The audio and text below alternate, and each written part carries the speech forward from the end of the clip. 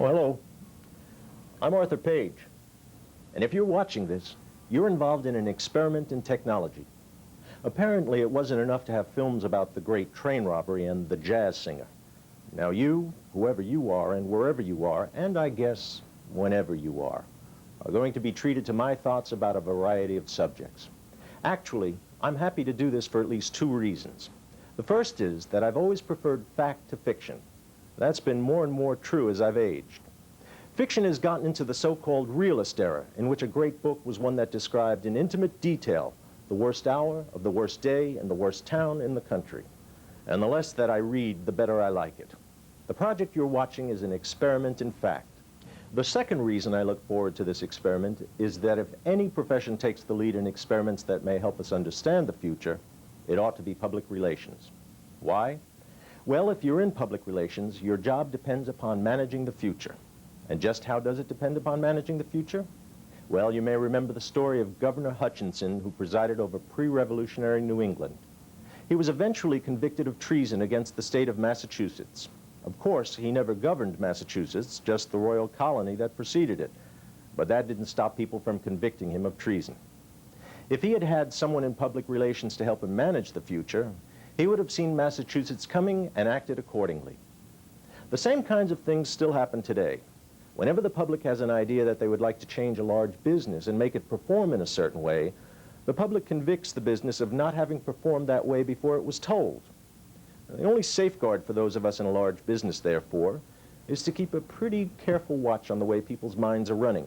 Figure out the coming public attitudes, what the public decisions are likely to be, and then be ready for them. We must obey the rules even before they're passed. Just why do we have so much change to manage? It's because the freedom and opportunity in a democratic society almost certainly create change. Our social and business lives are not static, and our political machinery, which is the umpire of an ever-changing game, must adapt its policies to change. And big business, to get along in this moving stream acceptably, must gauge its form and direction and adapt itself to serve the public needs and wants. All institutions must endeavor to serve the public by keeping in step with the main current, but avoiding temporary excesses in one direction or the other. In public relations, we have to help businesses and government find the main current that the public's already sailing, the current that's headed toward the future.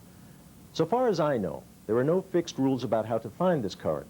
Surveys of public opinion help a great deal, but I've had to modify my ideas every few years, one way or another. I'm reminded from time to time of the old saying that there are a lot of ways of skinning a cat. What works one time or for one cat may not work for another. Now, I'm going to commit one of the great errors, which is to set down what sounds like a series of rules without reasons. But I do it only because you know enough to apply them with discrimination as you look for that future current. Don't be afraid of ideas that are contrary to the present practice. Most everyone who gets to the top gets there for doing something different. Don't concentrate so much on the things you work with as to forget the public you work for. Keep your mind open and stir your imagination to speculate on what more the company can do for the public, what the company can do for its customers.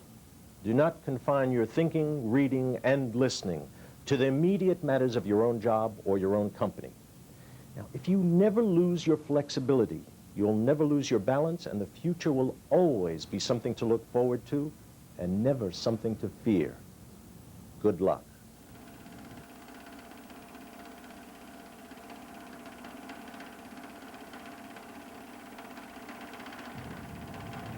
Hello. In 1951, my good friend Mark Sullivan sent me some of the communication materials prepared by managers in the Pacific Telephone and Telegraph Company. Now, he was worried that these communications weren't either very interesting or very compelling, and he was right. Of course, if PR is largely confined to the written word, that is a great limitation. Our written matter isn't required reading. We have to get our audience by skill and ingenuity on the wing of occasions. But occasions notwithstanding, we owe it to our colleagues and our customers to make our written communications simple, clear, and interesting. And while I was with AT&T, I realized that on any rainy morning, the average citizen is more interested in where he put his galoshes than in how the Bell system is getting along. So a reader's attention has to be wooed and won. The experiment I suggest for making business writing easier, pleasanter, and more effective is to forget all writing formulas, business phrases, important words, and the rules of grammar, and then say what it is you have to say as simply and directly as if you were talking to someone face to face. No one answers an invitation to go fishing in this manner. This is an answer to your letter of the 25th. In respect to your invitation to go fishing on the 7th of next month, I regret to say that it is impossible to meet that date. There are priorities in my schedule which I cannot avoid. However, I should be most happy to avail myself of your kind suggestion at a later date. This letter would probably lose the writer a friend he already had. A letter of similar tone about installing a telephone or paying a bill would hardly make a friend for him out of a customer. You can also forget most punctuation. If your sentences are short and simple, they will need little punctuation. Periods, question marks, and quotation marks are necessary, and maybe a few commas, but the fewer, the better. I also suspect most people pay more attention to grammar than is good for their writing. That's because the grammar writers have thought up various rules which they had no right to do, for they do not own the language. It's free for anyone to use. And don't spend too much time with the dictionary when you write. Dictionaries never quite catch up with the English language, for it is a living, growing thing, changing all the time. A dictionary is a useful thing, but if you use the dictionary very much, the people who receive your letter will probably have to use it even more, and they won't like that at all. Remember, William Shakespeare wrote without benefit of dictionary or grammar. In fact, he wrote 100 years before either existed for the English language, and yet he wrote pretty well. So leave most punctuation, formal rules of grammar, and the dictionary behind when you write. But something to leave in is balance. Formal or overly grammatical language is not effective, nor is slang before it is generally accepted into the language. Language is something like clothes. A man does not need to come to the office in a top hat and striped pants to be well dressed, nor is he well dressed in a dirty shirt and a hole in his breeches. Good usage in clothes and language is judged by what is generally acceptable at the time and place. And I hope you find these brief words acceptable in your time and place.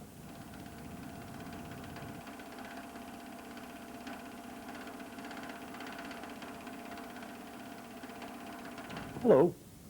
I've been asked to say a few words about developing a program for employee communications.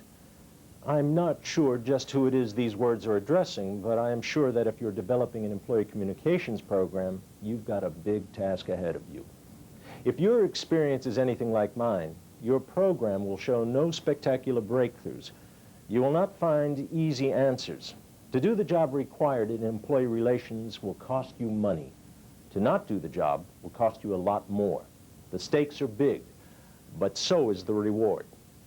Why is it in the field of physical research, companies are perfectly willing to let scientists like the ones I work with at Bell Labs go through costly, time-consuming research until they discover something that they feel will be of use? Then companies let them test it in various ways. Then more time and money is spent while they turn it over for manufacture. Then the company finally turns the product over for field use. We take this long, costly process pretty much for granted. We know that adhering to these time-consuming but scientific procedures works. Companies know that it pays off, and they eventually get their money back. The problem we all face in employee communications is dealing with people. People are more complicated than the most complex relay that the Bell Labs have ever come up with. Changing people takes time, effort, and patience. Perhaps some of the time-tested procedures and money we use on physical research can be applied to your problems with people. It seems to me that the most effective efforts in attempting to improve employee relations should be directed toward the first-line supervisor. This person is the one on a day-to-day basis that can do the most. Frontline supervisors really know what bothers workers and how to talk to them. Frontline supervisors are the fountainhead of knowledge for their employee groups. Well, that brings up this point. We will probably have to equip foremen with a basic kit of knowledge in certain company subjects so that at the time of their choosing, they can talk fundamentals with their people. But whatever the foremen are going to say, it has to be their language, not ours. We've all listened to how clearly first-line supervisors explain job questions to employees. We almost take this ability for granted because foremen know the technical side of the job. We've made sure they know the technical aspects. Somehow we've got to get this same skill developed to help supervisors in dealing with people on other than job questions. Another thing, we've got to see that those first-line supervisors who are doing outstanding jobs on dealing with people are rewarded. We'll have to make some promotions to prove that this kind of effectiveness pays off. Maybe we'll find that we have to pay substantially more money to the first-line supervisor. Oh, one last thought. There are always a great many important items that are in the division-level communications pipeline going down. Sometimes we have so many things in that pipeline that it gets clogged and stopped up. We need to communicate more simply. In order to unclog the pipeline, we need to apply pressure. Unfortunately, the pressure we can apply as public relations people doesn't always work. I've seen cases when we didn't get around to doing certain things that we knew were necessary because of short-term effects on earnings, service, etc., only to be forced at a later date to do it at a greater cost, the thing which we had no good reason for not doing in the first place. This process of spreading information through a company from management to employees and from employees to management, this effort to use the brains and capacities of everyone in the business in an orderly way takes a vast deal of time and energy. It's infinitely harder than just giving or taking orders. Giving or taking responsibility always is. There is much to be gained from effective employee communications. I know that if we apply the same procedures to this problem that we apply to the solution of our other problems, there is no reason why this one can't be solved. I won't be satisfied until it is. Good luck.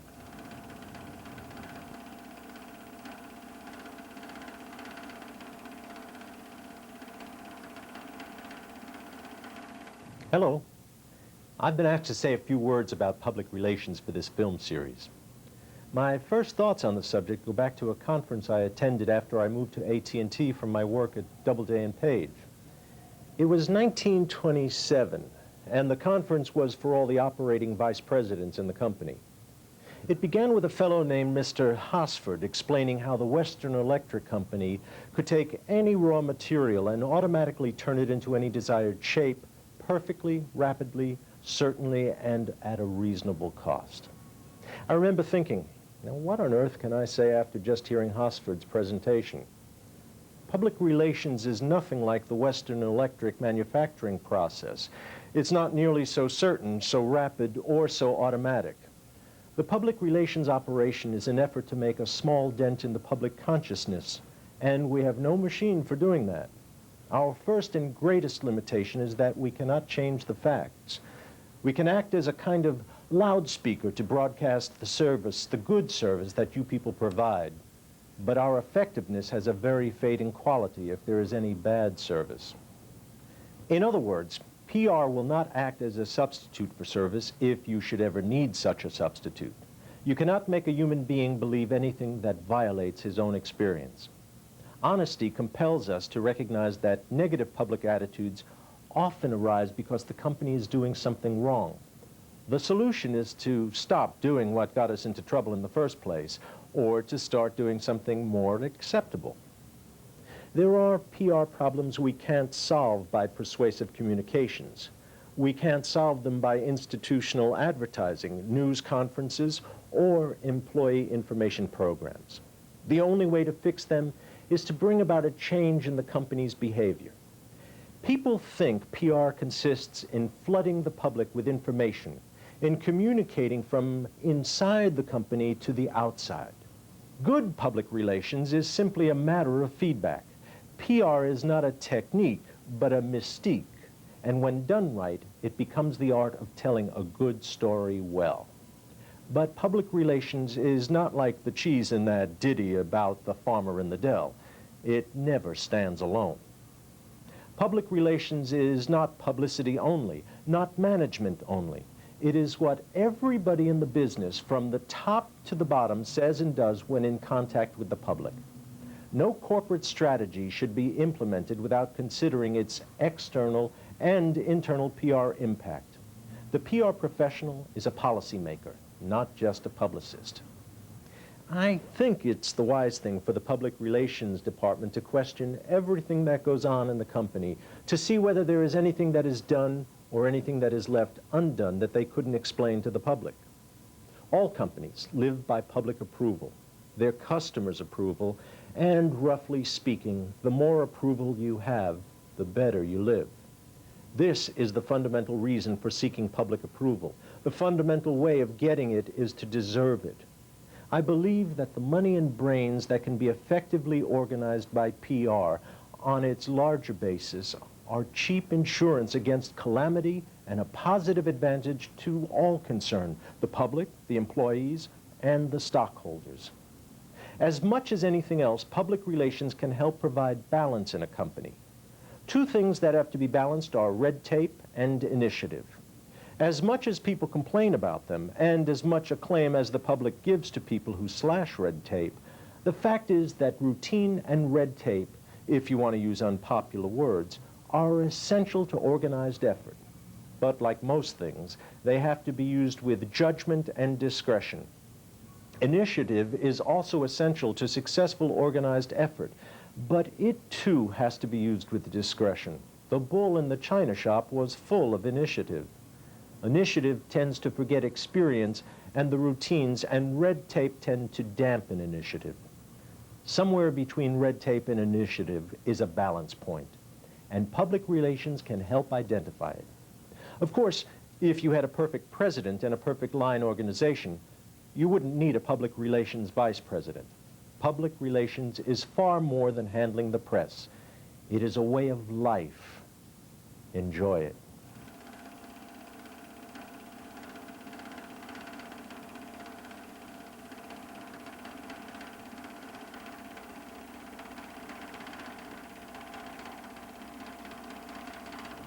Oh, hello. I've been asked to sum up my thoughts after a 55-year career divided among publishing, public relations, and public service. I don't relish the opportunity. I don't relish it because time and chance change everything, even summaries. Nothing that I've ever thought or written should ever be carved in stone. But if you'll take my thoughts for what they are and develop them as you see fit, I'll say a few words starting with my favorite subject, history, and then closing with a little bit about public relations. The history of the United States is the history of a unique experiment with personal liberty and opportunity. It's the story of what people have done with liberty after they got it. The people are the players and the government is the umpire. To understand the game, it is better to watch the players than the umpire. Now, I'm not a pessimist and I'm not worried about losing all our liberties, but there are certain things that I've seen happen that lead me to think eternal vigilance won't do you any harm. In the century and a half between the Pilgrims and the Industrial Revolution, the people in the colonies evolved a degree of freedom, opportunity, and reward for success that was different than any which people had ever had in the history of mankind. We call it capitalism. This sounds to people elsewhere as a description of a civilization devoted to money. Actually, it's quite the reverse. It's a civilization devoted to human opportunity and well-being. The opportunity is the opportunity to serve your neighbors well enough to gain from them a reward of well-being for yourself and your family. Money is the medium of exchange. But generally speaking, in this country, you can't get well-being for yourself and your family without rendering commensurate service to the community. With the Great Depression behind us, we've come out of the valley of the shadow and are on the sunny slopes of the upward climb again. We've come through the valley of adversity exceedingly well. We've been very fortunate. The test now is whether we have the wisdom and character to stand the strain of returning prosperity. For there are many people who drag anchor worse with the swells of prosperity than they do with the winds of adversity. The best balance, will, and governor that I know is a critical and constant thought on how we mold our flexible institutions and businesses to a continuing fit with the constant change of the public's needs and desires. This is the real job of public relations, not to be hucksters for Americanism or apologists for business, but to keep both in proper balance with the wants and needs of the public they serve. Success, a accomplishment, security, and satisfaction are all bound up with keeping clear the fact that our best job is public service, when, where, and as the public desires it. And the first requisite of giving the public what it wants is to keep our minds on every possible bit of evidence we can get, which will give us a clear and early picture of what those wants are. I commend this exciting and entertaining game of public relations to you.